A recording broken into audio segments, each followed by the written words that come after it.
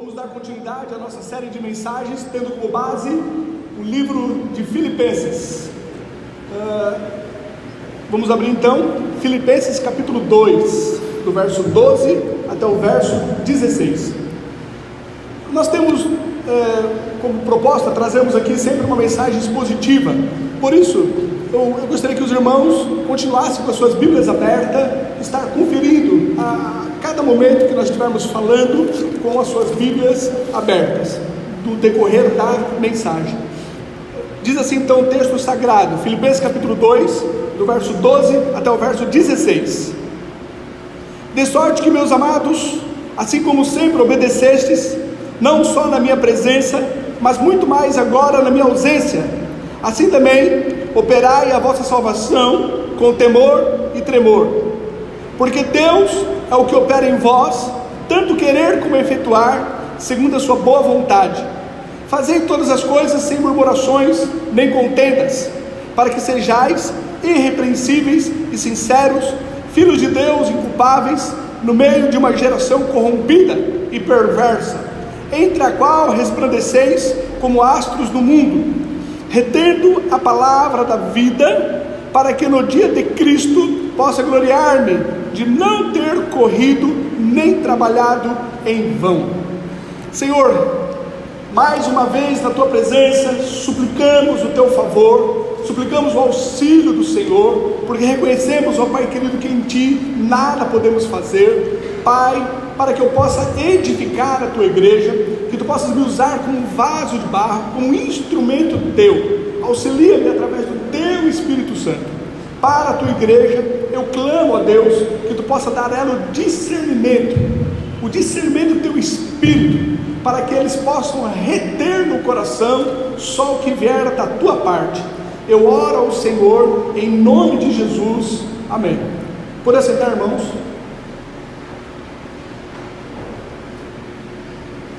Vamos começar então aqui no verso 12, onde Paulo, ele inicia dizendo: de sorte que, meus amados, assim como sempre obedecestes, não só na minha presença, mas muito mais agora na minha ausência, assim também operai a vossa salvação com temor e tremor.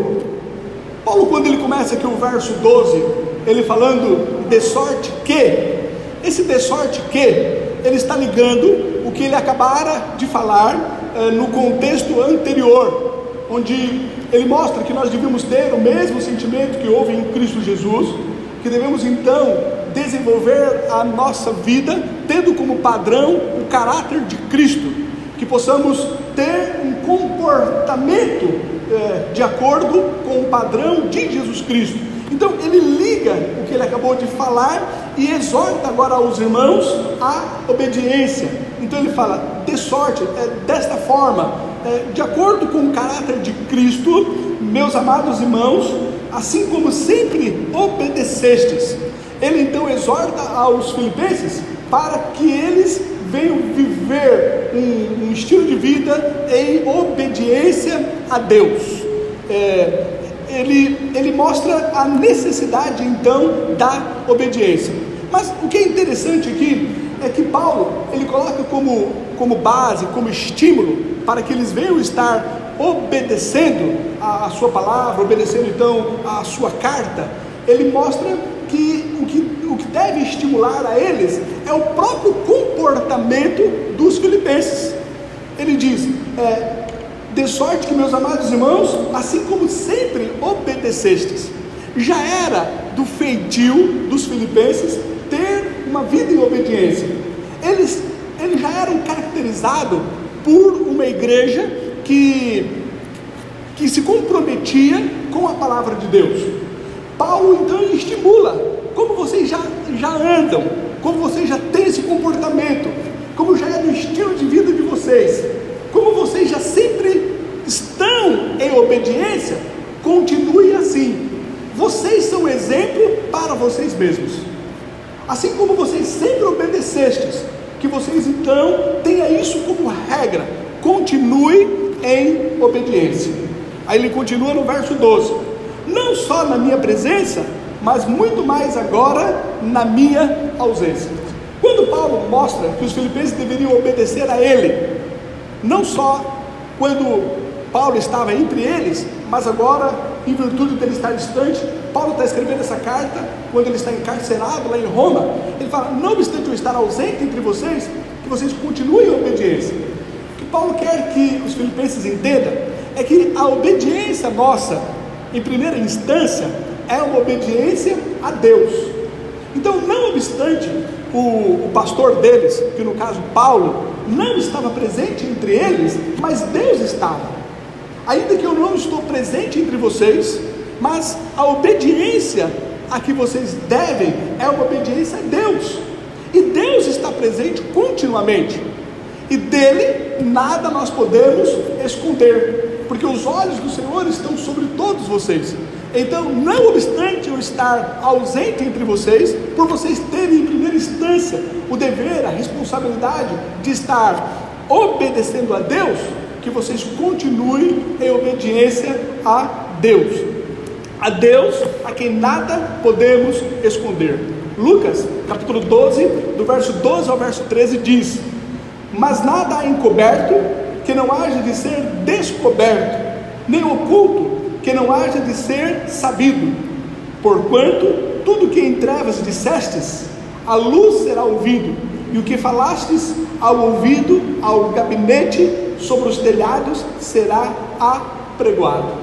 Ainda que Paulo não estivesse entre eles, Deus está entre eles, e a nossa obediência, em primeira instância, é uma obediência a Deus. Então, essa é aquela consciência de estarmos continuamente na presença de Deus, e o nosso dever de estarmos obedecendo a Deus, ainda que os olhos de um outro irmão não vejam, ainda que os olhos da liderança não vejam, ainda que os olhos do pastor não está vendo, mas Deus está conosco continuamente, e a Ele em primeira instância que nós devemos a nossa obediência. E ele continua então no verso 12: assim também operai a vossa salvação. Assim operai a vossa salvação. Paulo, ele mostra a necessidade de obedecer, e como consequência da obediência, eles estariam operando a salvação. Veja bem, nós cremos que a partir do momento que nós tivemos uma verdadeira experiência de conversão em Cristo Jesus, essa experiência, ela faz com que o Espírito Santo, ele passe a habitar em nós. Nós somos então selados com o Espírito Santo, os nossos nomes são escritos no livro da vida eterna, e nós temos uma nova natureza em Cristo Jesus. Com isso, nós cremos que uma vez salvo, salvo para sempre. O cristão, por ter tido uma experiência verdadeira, uma experiência real com Jesus Cristo, ele é salvo na pessoa de Cristo, e ele não perde a salvação. Nós não somos salvos pelo fato de termos obedecido a Deus, nós não somos salvos pelas obras, nós somos salvos pela graça, ao olharmos então para o sacrifício de Jesus Cristo, e crermos então que Cristo morreu por nós, em nosso lugar, nos justificando diante de Cristo. Ao termos sido então salvos, nós vivemos uma vida em obediência. A obediência no qual Deus ele requer de nós, e no qual então nós nos comprometemos por termos a Jesus Cristo como nosso Senhor, ela é consequência da nossa salvação.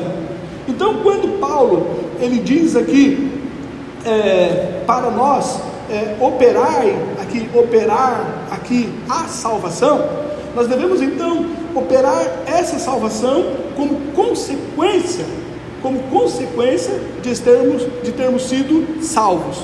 Paulo ele quer que eles operem a obediência, no qual ele falou no contexto anterior. No verso 3 e 4 ele mostra a necessidade da humildade, e no verso 5 até o verso 11 ele mostra sobre o caráter de Cristo que devemos ter. Então, operai a salvação em obediência. É o contexto anterior no qual ele vinha falando, no qual nós devemos estar obedecendo a ele. E essa obediência é um resultado de nós termos sido salvos. E ele continua então no verso 12: operai a vossa salvação com temor e tremor. A base para a nossa salvação, a base, o porquê nós nos comprometemos a sermos obedientes a Deus, é porque nós temos temor diante de Deus, porque nós tememos ao Deus a quem nós servimos. Isso não é uma graça barata, mas é uma convicção que o Deus a quem nós servimos é um Deus santo, e temos temor de Deus, e por temermos a Ele, o obedecemos. E Paulo ele diz: operai a vossa salvação com temor e tremor. Mateus capítulo 10, o verso 28 diz: e não temais aos que matam o corpo e não podem matar a alma, temei antes aquele que pode fazer perecer no inferno a alma e o corpo. É a Deus a quem nós devemos estar temendo, é o nosso Deus a quem nós servimos, que é um fogo consumidor. A Ele que nós tememos, e por reverenciarmos, por temermos a Deus, esse temor não é um medo, mas é uma reverência, é um reconhecimento da santidade de Deus. Em obediência a Ele, em temor a Ele, nós então o obedecemos. Hebreus capítulo 10, do verso 28 ao verso 31 diz: quebrando alguém a lei de Moisés, morre sem misericórdia, só pela palavra de 2 ou 3 testemunhas. De quanto maior castigo cuidais vós, será julgado merecedor aquele que pisar o Filho de Deus, e tiver por profano o sangue da aliança, com que foi sacrificado, e fizer agravo ao Espírito da graça, porque bem conhecemos aquele que disse: minha é a vingança, eu darei a recompensa, diz o Senhor. E outra vez, o Senhor julgará o seu povo. Horrenda coisa é cair nas mãos de um Deus vivo. É por termos então temor a Deus que nós devemos operar a nossa salvação. Operar aqui é a consequência de nós sermos salvos. Essa palavra operar, ela no original, ela tem o significado de produz, ou então ativa.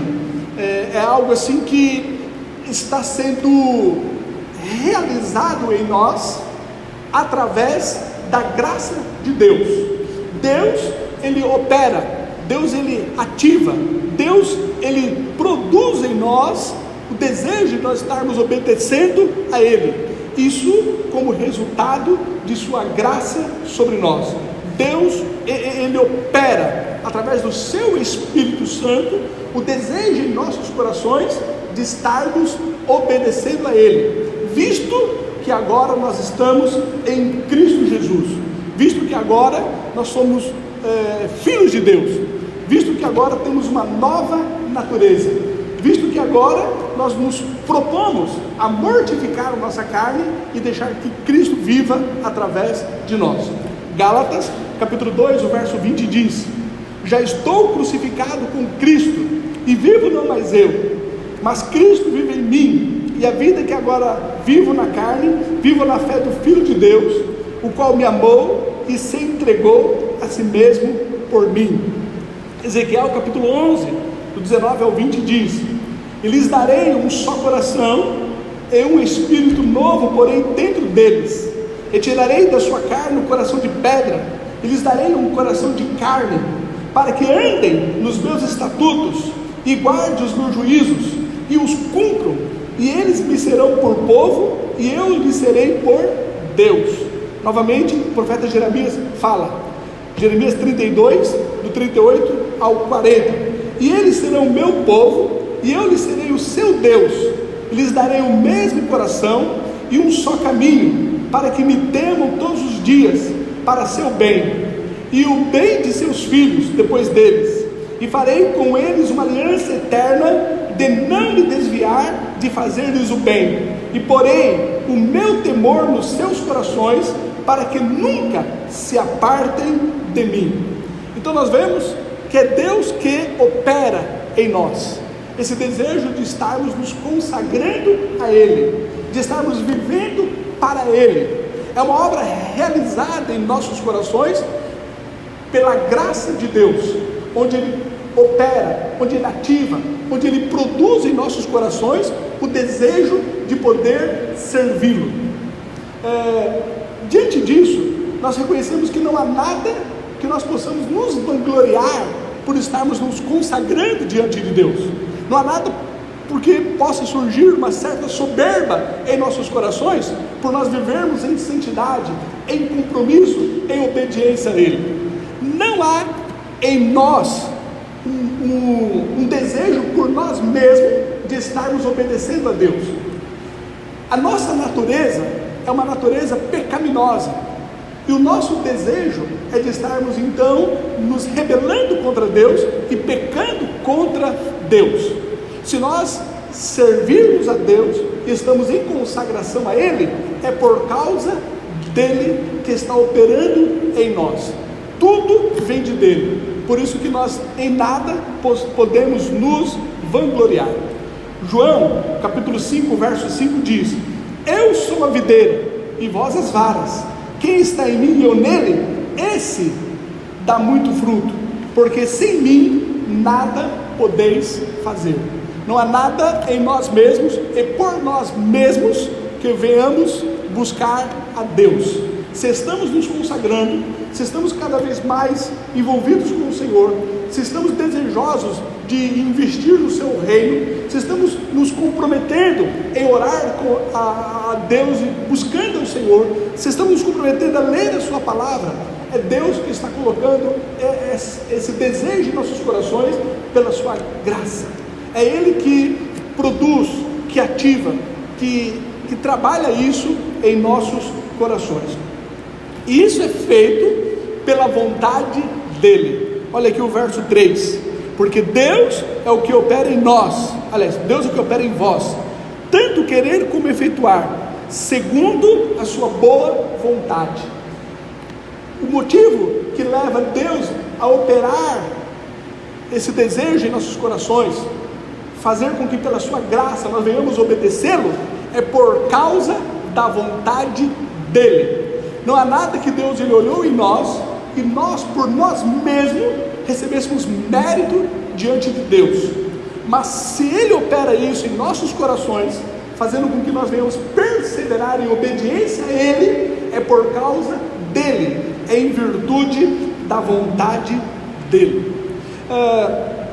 Algo assim muito interessante que nós temos que olhar o final do verso 12 e o verso 13, esses dois versos, aliás, essas duas partes, elas têm que ser lidas juntas, o final do verso 12 e o verso 13. É importante que quando você meditar, ler, você veja isso junto, essas duas partes, o final do verso 12 juntamente com o verso 13, assim que deve ser lido. O final do verso 12: assim também operai a vossa salvação com temor e tremor, porque Deus é o que opera em vós, tanto querer como efetuar, segundo a sua boa vontade. Veja bem, porque Deus, Ele opera em nós, tanto o querer como o efetuar, segundo a sua vontade, é porque Deus, Ele, pela sua graça, Ele produz, Ele ativa, Ele opera em nossos corações o desejo de estar obedecendo a Ele. Isso não pode levar com que nós fiquemos displicentes. Isso não faz com que nós venhamos viver uma vida sem um compromisso diante dEle, visto que é Ele que opera em nós. Pelo contrário, pelo fato dEle operar em nós, tanto querer como efetivar, tanto querer como realizar, isso faz com que eu tenha o desejo de buscá-lo.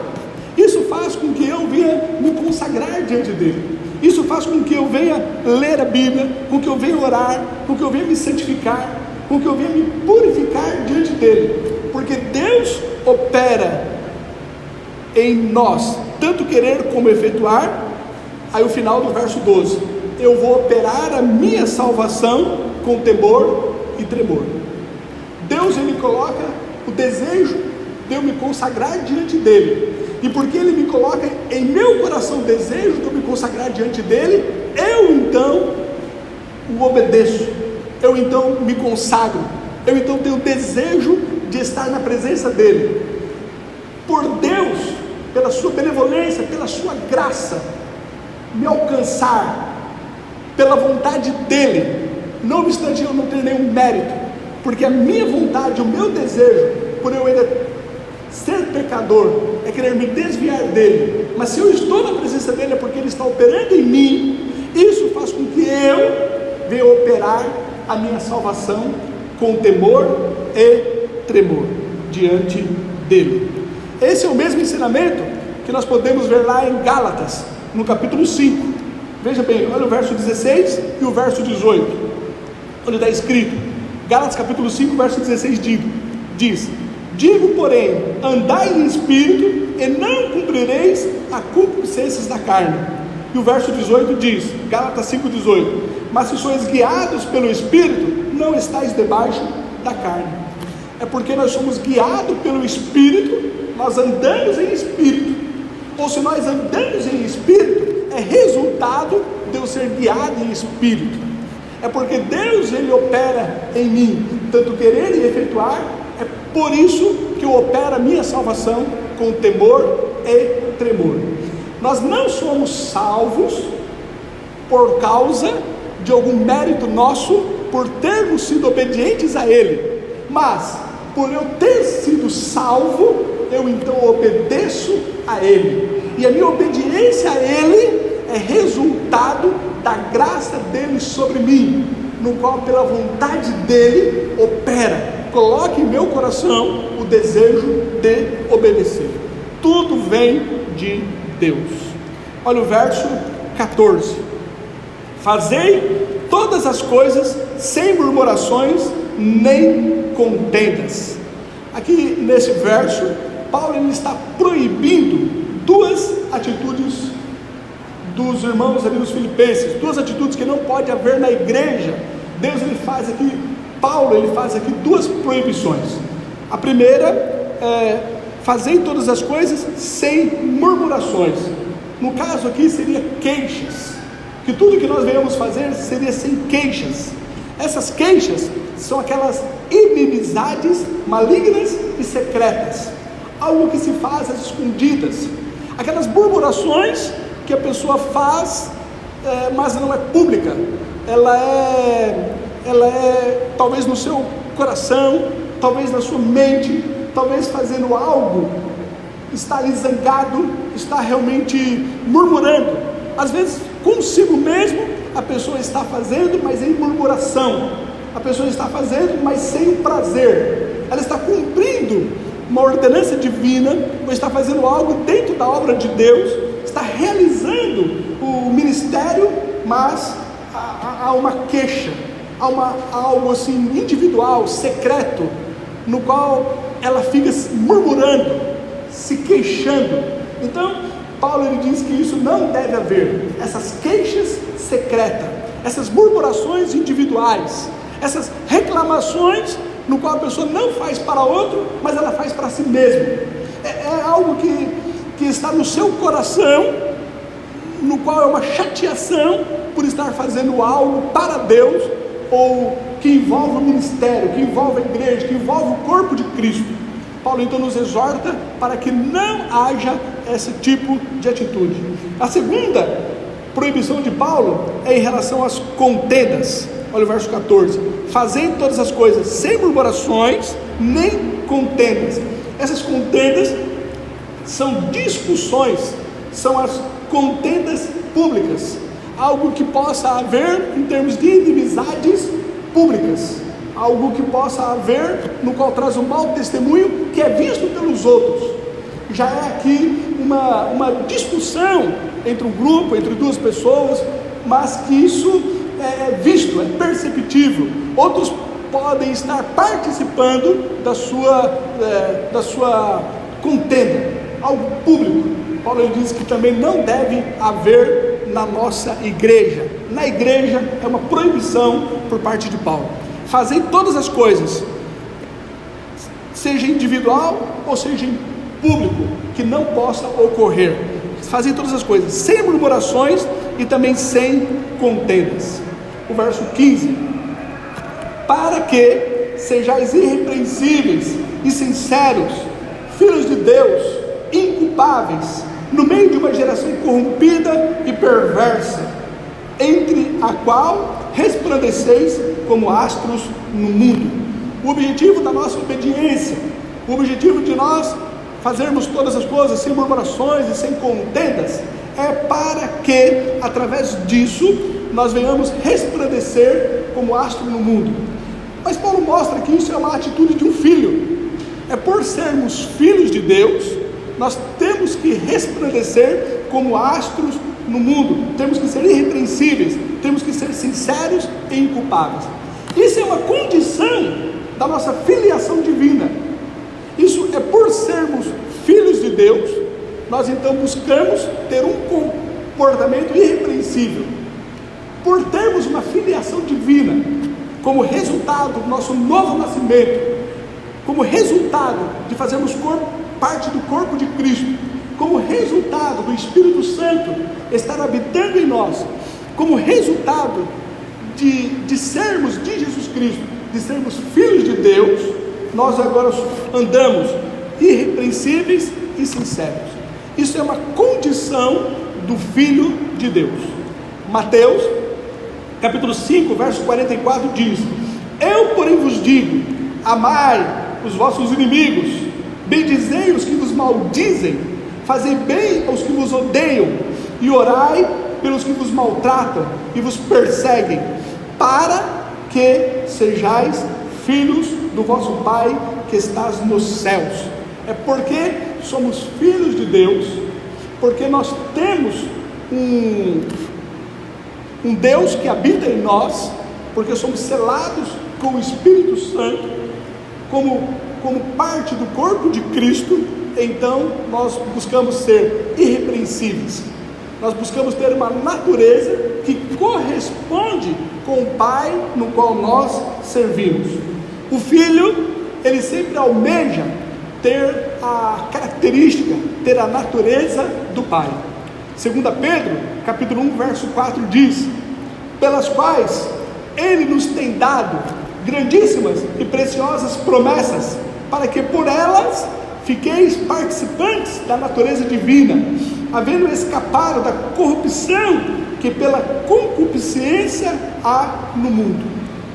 Quando nós deixamos a corrupção pela concupiscência há no mundo, nós passamos a ser irrepreensíveis e sinceros, inculpáveis, que é uma condição do Filho de Deus. É o que Paulo ele fala aos Coríntios, onde nós somos transformados de glória em glória. É a condição de nós estarmos buscando a maturidade cristã. É a condição então de nós cada vez mais renunciarmos o nosso eu e a nossa vontade. É não mais vivermos e deixarmos com que Cristo viva em nós. É quando então reconhecemos a necessidade de mortificar a nossa velha natureza e andarmos em novidade de vida. Em assim fazendo, nós passamos a ter essa natureza divina.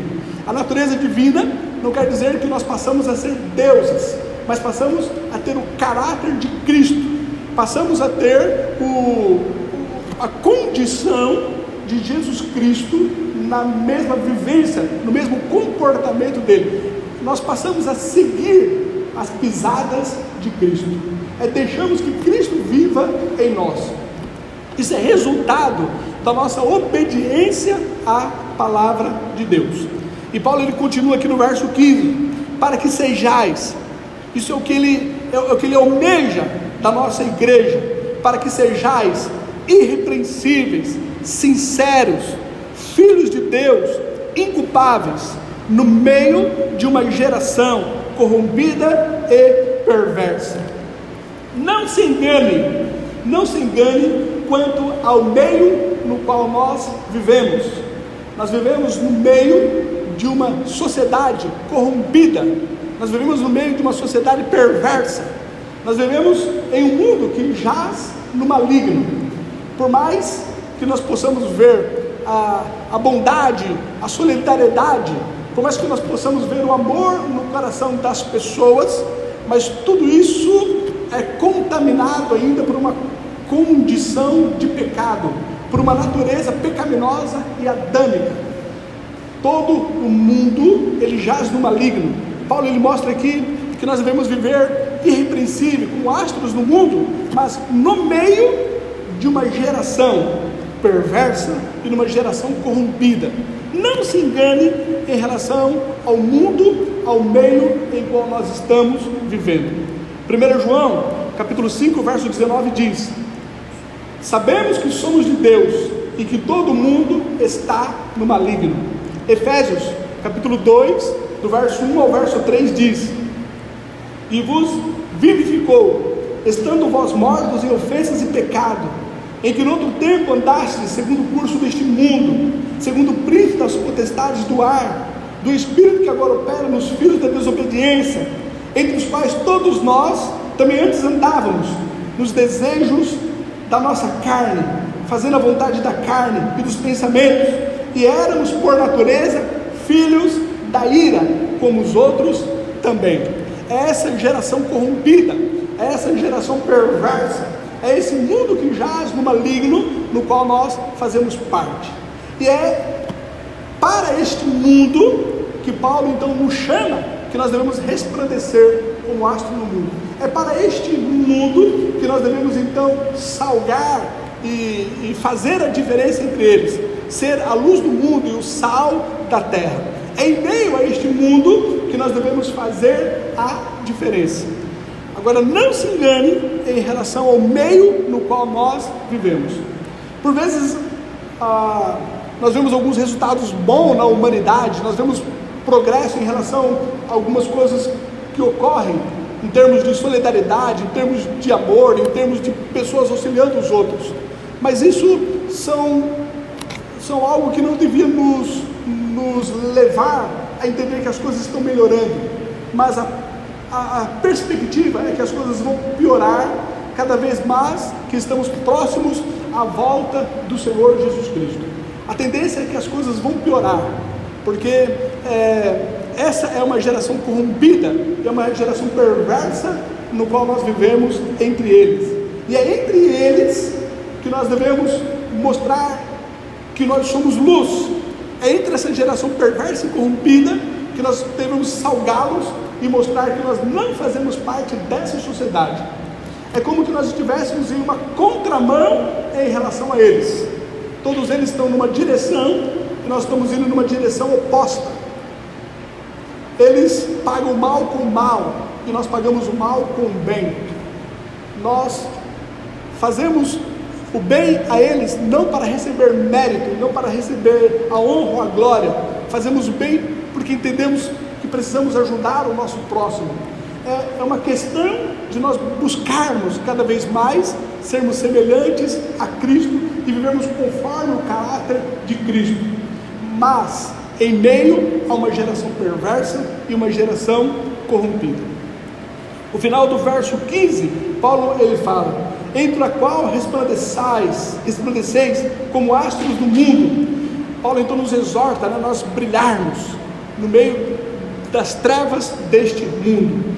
Mateus capítulo 5, do verso 14 ao verso 16, Jesus ele diz ali no Sermão do Monte: mas vós sois a luz do mundo. Não se pode esconder uma cidade edificada sobre um monte, nem se acende a candeia que se coloca debaixo do alqueire, mas no velador, e dá luz a todos que estão na casa. Assim resplandeça a vossa luz diante dos homens, para que vejam as vossas boas obras e glorifiquem a vosso Pai que está nos céus. Isaías capítulo 60, do verso 1 ao verso 3 diz: levanta-te, resplandece, porque vem a tua luz, e a glória do Senhor vai nascendo sobre ti. Porque eis que as trevas cobriram a terra, e a escuridão os povos, mas sobre ti o Senhor virá surgindo, e a sua glória se verá sobre ti, e os gentios caminharão à tua luz, e os reis ao resplendor do que te nasceu. nós devemos mostrar que somos de Cristo no meio de uma geração perversa e corrompida. Alguém já disse, que nós temos que ser o sal fora do saleiro, o sal no meio dessa geração perversa e corrompida. Verso 16: retendo a palavra da vida, para que no dia de Cristo possa gloriar-me de não ter corrido nem trabalhado em vão. Retendo a palavra da vida. A razão pela qual os filipenses deviam ser luminares é que eles levam a palavra da vida. A razão pela qual nós devemos ser o sal da terra, a luz do mundo, resplandecer como astros no meio dessa geração perversa e corrompida, é pelo fato que Deus, Ele confiou a nós a palavra de Deus. E Deus, Ele confiou a palavra de Deus a nós com uma condição: para que ela não ficasse encoberta, para que a palavra de Deus não ficasse escondida. Deus, Ele confiou a palavra de Deus a nós para que nós a divulgássemos, para que nós levássemos a sua doutrina, para que nós a espalhássemos entre essa geração perversa e corrompida. Esse é o objetivo de Deus, Ele ter nos dado a sua palavra, para que ela não ficasse escondida, mas que nós a propagássemos, para que nós fizéssemos discípulos, para que nós fizéssemos outras pessoas, levássemos outras pessoas a conhecer a Cristo, para que o conhecimento de Jesus fosse espalhado até os confins da terra. Deus nos confiou a sua doutrina, a sua palavra, para que nós a divulgássemos. Era isso que Jesus, Ele queria dizer quando Ele falou no Sermão do Monte, Mateus capítulo 5, verso 15: nem se acende a candeia e se coloca debaixo do alqueire, mas no velador, e dá luz a todos os que estão na casa. Olha aqui o verso 16: retendo a palavra da vida. É essa condição que foi dado a nós, para que nós, ao termos a palavra da vida, a doutrina, as escrituras sagradas, nós passássemos a compartilhar, divulgar, expandir, levar com que outros também a conhecessem. Para que no dia de Cristo possa gloriar-me de não ter corrido nem trabalhado em vão. Para que no dia de Cristo possa gloriar-me de não ter corrido nem trabalhado em vão. Paulo agora exorta, estimula a igreja à necessidade da perseverança, lembrando a eles que nós vamos comparecer diante do tribunal de Cristo, para ali recebermos os galardão que nos é dado, o galardão da fé. Veja bem, a Bíblia nos fala sobre dois tipos de tribunal: o tribunal de Cristo e o grande trono branco. O grande trono branco irão comparecer todos aqueles que não tiveram uma experiência verdadeira e real com Jesus Cristo. Serão então julgados, e por não serem justificados, por não terem um advogado, por não terem sido alcançados pela graça de Deus, eles serão lançados então no lago de fogo. E a Bíblia fala sobre esse tribunal, que é o tribunal de Cristo, onde nós iremos comparecer para recebermos ali o galardão, para recebermos então as bênçãos de Deus, o galardão de Deus sobre as nossas vidas. A Bíblia não especifica o que vem a ser esse galardão. Certa vez eu ouvi Russell Shedd, ele explicando acerca desse galardão, que é resultado do quanto nós nos assemelhamos a Jesus Cristo. Quanto mais nós fomos semelhantes a Cristo, quanto mais nós nos identificamos com Jesus Cristo, mais o galardão nós iremos receber, mais íntimos nós iremos receber de Deus. Esse galardão, de acordo com o Russell Shedd, seria então a nossa intimidade com Deus.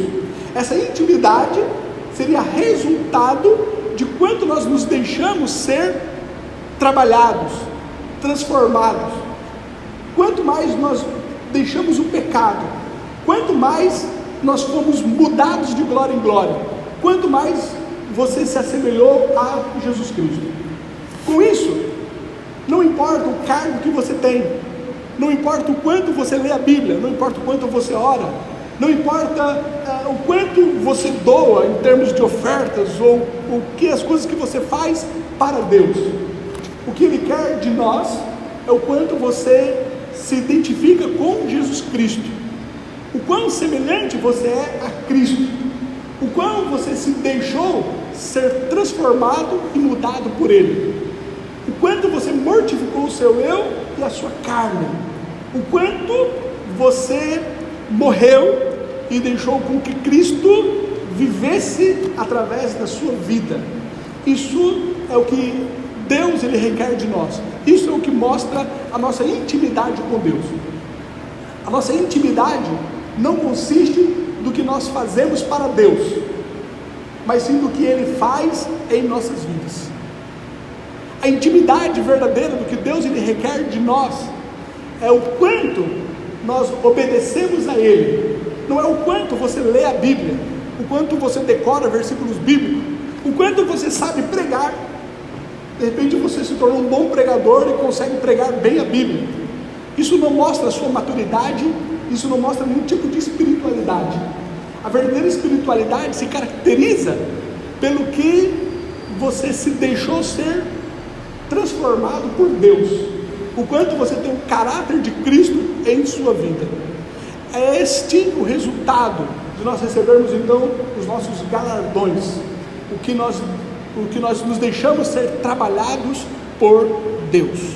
Então, terminando aqui o verso 16: retendo a palavra da vida, para que no dia de Cristo possa gloriar-me de não ter corrido nem trabalhado em vão. É o momento em que estaremos diante do tribunal de Cristo, para recebermos o que tivermos feito por meio então das nossas vidas, o bem ou o mal, mas conforme o Cristo foi trabalhado em nós. 2 Coríntios 5,10 diz: porque todos devemos comparecer ante o tribunal de Cristo, para que cada um receba segundo o que tiver feito por meio do corpo, ou bem ou mal. Amém. Que Deus então nos ajude a nós guardarmos essas verdades em nossos corações e o nosso compromisso com Ele. Vamos orar. Ó Deus, Pai, no nome do Senhor Jesus Cristo, que essas verdades que nós aprendemos, nós não venhamos tão somente ouvi-las, mas buscar, ó Pai querido, operar a nossa salvação, porque o Senhor, pela Tua graça, trabalha em nossas vidas, e que nós venhamos nos deixar ser trabalhados pelo Senhor. Nós reconhecemos, ó Pai, que vivemos em um mundo mau, mas isso não é justificativa para nós vivermos, ó Pai querido, conforme o andar, conforme a cultura deste mundo, mas nós devemos viver, ó Pai, como filhos Teus, porque temos o Teu Espírito, porque nós somos selados pelo Teu Espírito, e porque nós temos a Tua Palavra, que nos orienta em relação ao nosso viver. Pai, que possamos viver assim, porque reconhecemos que um dia iremos prestar contas com o Senhor, acerca de tudo que nós iremos fazer. Coloque em nossos corações o temor a Ti, e o reconhecimento, ó Pai, se nós fazemos alguma coisa, e se somos alguma coisa, não é algo que devemos nos vangloriar, mas isso tudo é resultado da Tua vontade. Assim nós oramos, em nome de Jesus.